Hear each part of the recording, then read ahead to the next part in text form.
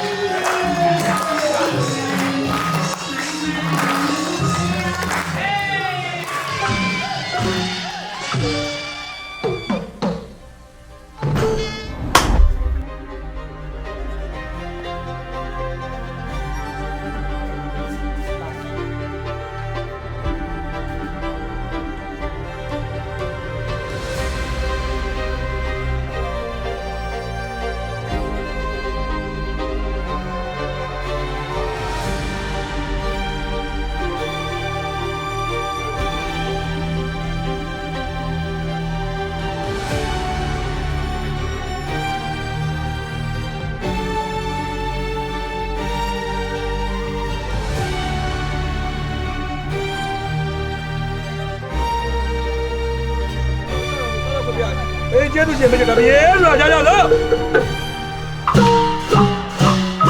ဘာလို့အောင်လို့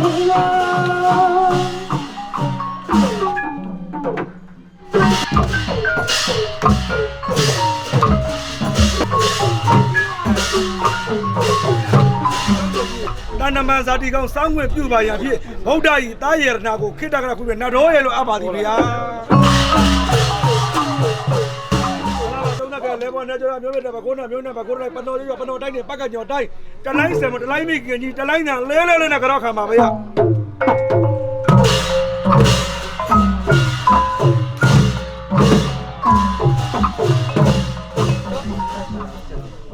ပြတော့မတော့ချက်ချင်းကိုဒီဘက်ကတုံးလို့လေထားမှာပဲဆရာဒီအရှင်းရုပ်တော့